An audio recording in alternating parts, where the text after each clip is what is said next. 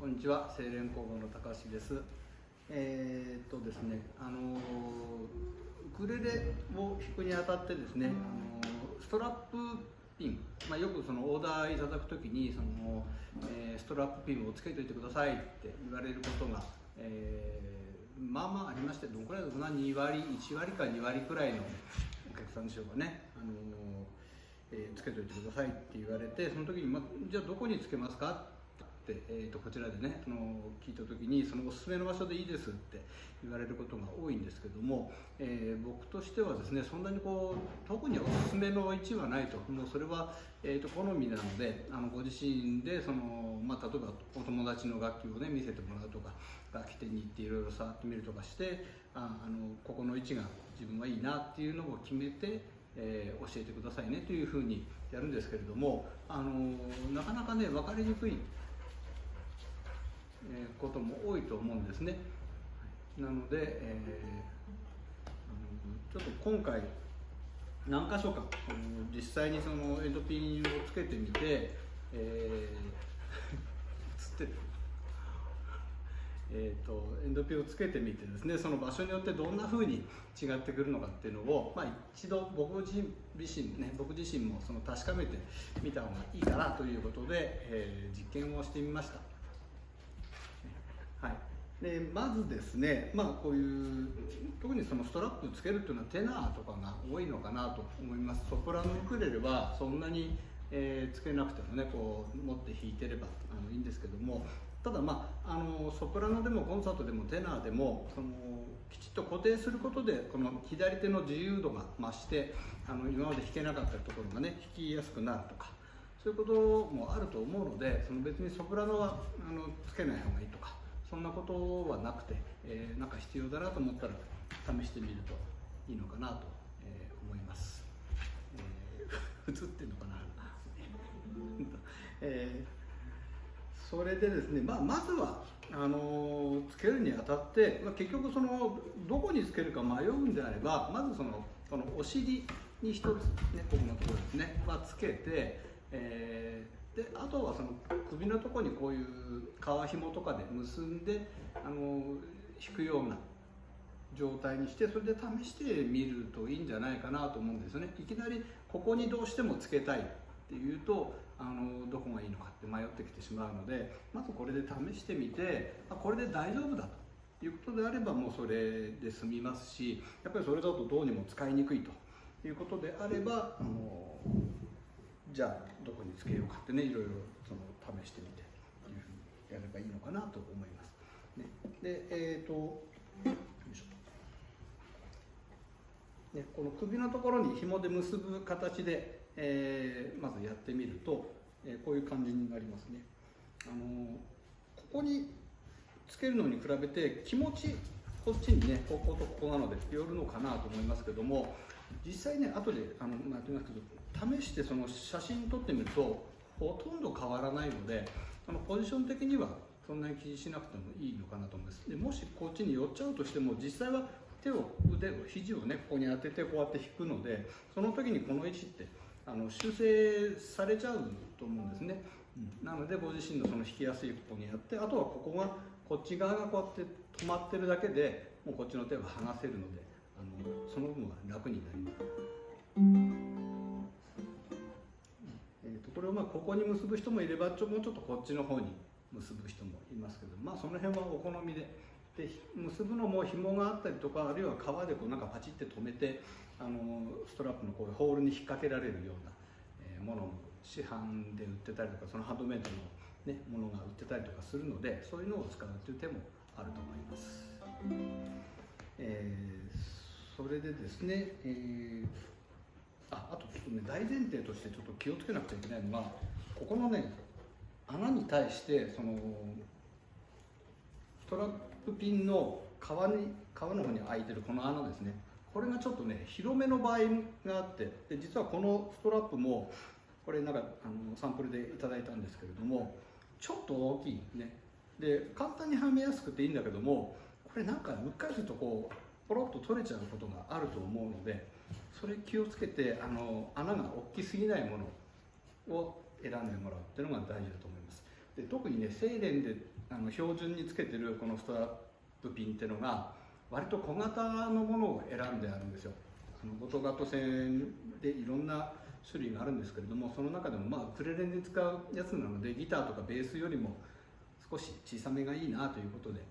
一番こじんまりしたものを選んでます。でストラップを選ぶ際にはちょっとこの穴の大きさっていうのをねちょっとギュッとやらないと入んないっていうくらいのものの方が安心だと思います。時々ねこれが外れて落としちゃって楽器壊しちゃったんですっていう人の修理が今まで何回かありましたので、そこを気をつけていただくといいかなと思います。はい、それでちょっと話が飛びましたが、じゃあ、ここに結ぶのではなくてこっちにじゃあやっぱりネジ止めでストラップピンをつけて、やろうっていうストラップピンをつけて使おうという場合の、どんなポジションになるかですねっていうのを実験してみたいと思います。まず写真は、後で動画のところに写真もつけておきますけども、写真の123という順番でやりましょうかね。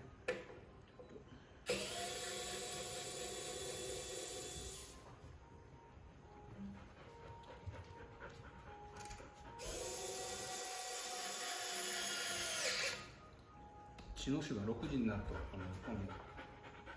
メロディーが鳴りましてね、カラスと一緒に帰りましょうっていう話らしいですが、ほら花ちゃん、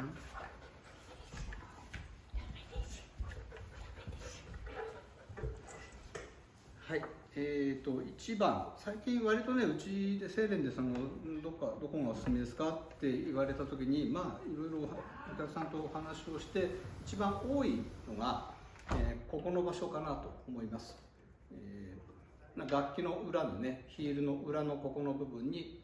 取り付ける、一番まあ場所的には収まりがいいというか、見た目にもこういう横のところに穴が開くよりはここのところにピンがついてた方がなんとなく絵面として綺麗だし収まりがいいのかなと思いますけども、ここにつけた場合どうかという時ですね。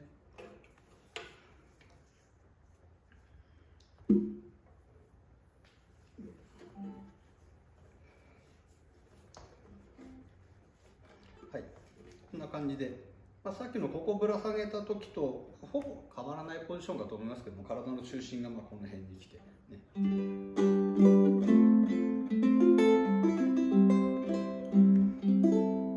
うやってやってても、ここにストラップがないっていうのはなんとなくすっきりする感じはしますね。こっちに来てるので邪魔感がないというところで、そういう利点はあるのかなと思います。で、一つねここにつけて、気になるのはどうしてもこのボディの一番後ろ側なので、そこを紐で引っ張ることによって、ストラップで引っ張ることによってちょっとね楽器がこういうふうに前に倒れる感じが若干ありますね。これがこのぶら下げるところがボディの前面に近ければ近いほどこういうふうに向いてくるので、多少こう芝目見ながら弾く人なんかにとってはこうやって落ちちゃうとちょっと見にくいかなっていうことはあるかもしれないですね。で、横から見ても見えるかな、ちょっとねこう前に傾いてるのがわかるかなと思いますけれども、ね、こんな感じになります。これが、好みでねどういうふうに判断するかというところがポイントになるのかと思います。演奏性についてはネックのここの部分に何もないので、ハイポジの方まで弾いても全くその違和感なく、ね、弾けますね。はい、っていうのが1番のポジションですね。それから2番のポジション。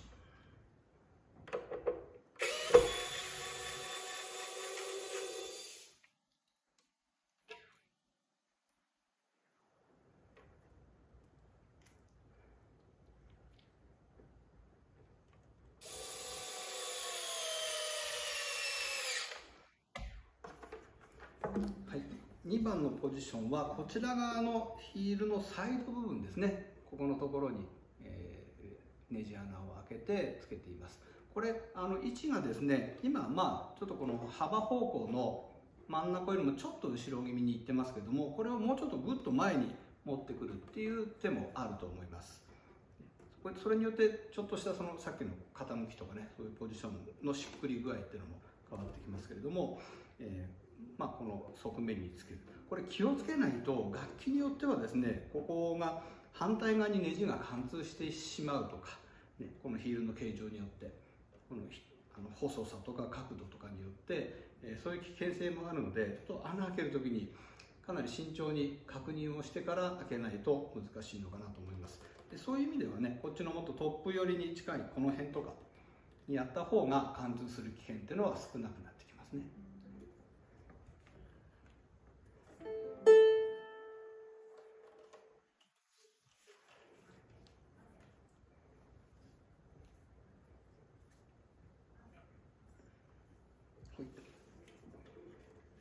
こんな感じで。ポジションとしてはほぼさっきの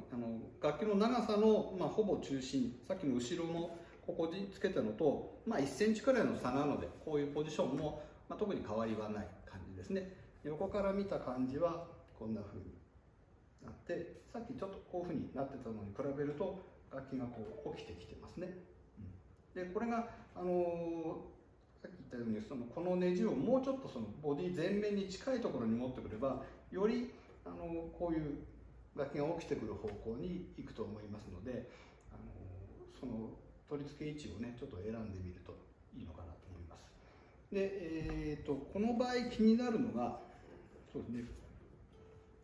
このストラップがこのネックのヒールにこうやってかかってくるので、それが気になるかどうかというところですけれども、実際今この使ってるストラップは幅が狭くて皮も結構柔らかいものなので、結構このフィットした感じがあって、手をこうやって当てても特に気になるなっていう感じはないですね。でストラップピン自体もほとんどこの手に当たるっていうことはないです。ただそれもさっき言ったように、ここのヒールの形状によってはね、ピンの出る向きっていうのが変わってくるので、そこはちょっと慎重に考えて、楽器によってどういうふうにつけるか、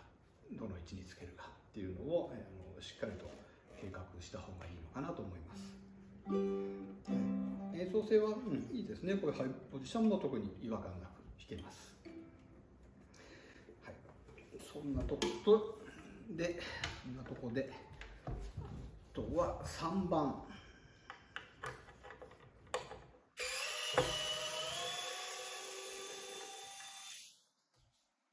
このドライバーが便利なんですよね。どこだっけ？ベッセルの充電式のドライバーです。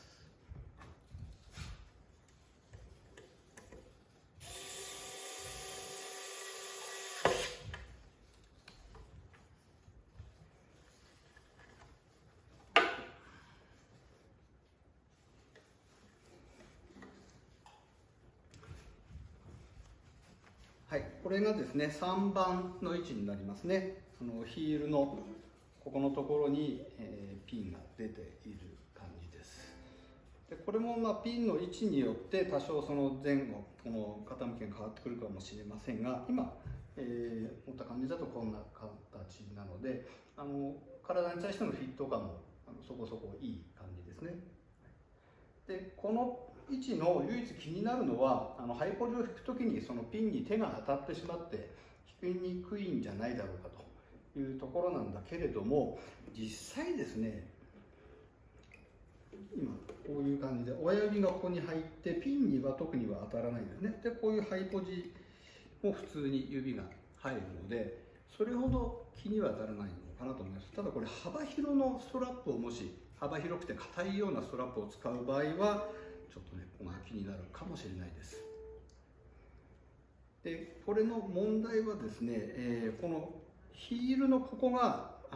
セーレンのってちょっと今ピンがついてるところがわりかし平らなんだけれども、とんがってるメーカーもあると思うんですよね。というかとんがってる方が多いから。でとんがってる場合はちょっとそこに穴を開けにくい、取り付けにくいケースも出てくるかもしれないです。なのでそれも、穴を開ける前に慎重にちょっとねピンをストラップピン当てがってみて、きちんとこうグラグラせずに取り付けられるかどうかね、そこをチェックしてみてください。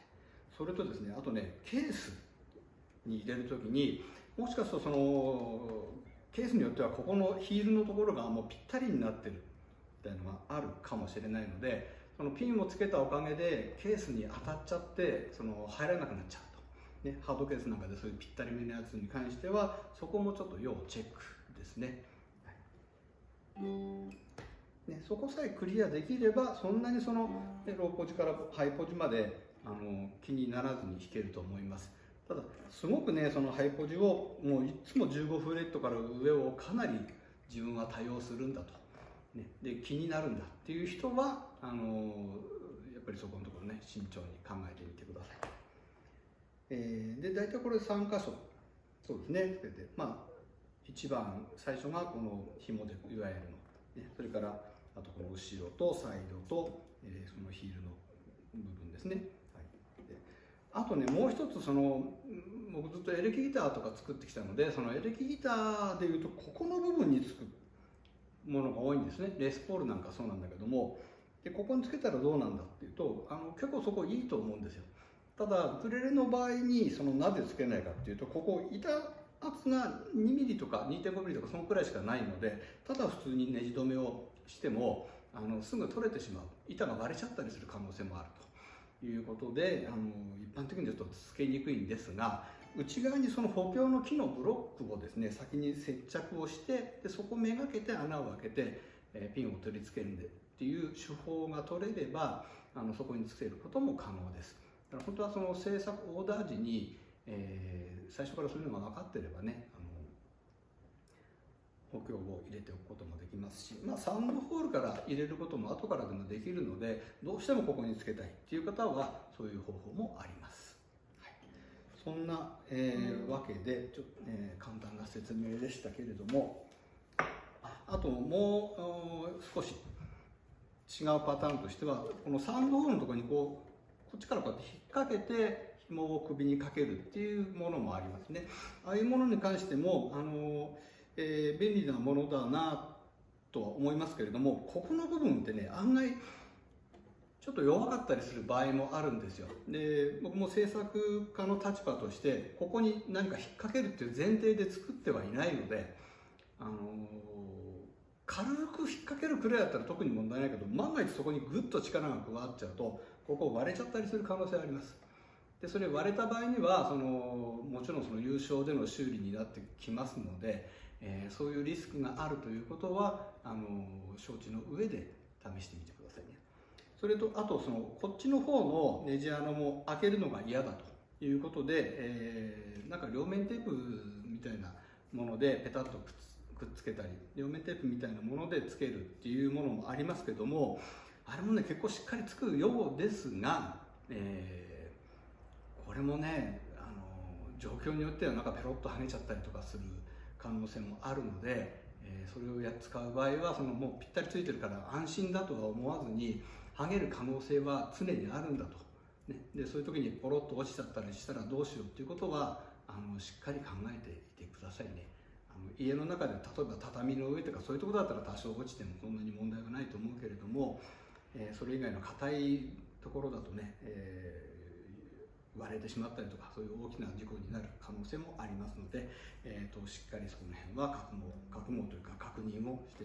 から使ってみてください。はい、というわけで、一応ストラッピンの、つける位置とバランスなどの考察でした。なんか参考にしていただければと思います。はい、では今日の動画はここまでです。ありがとうございます。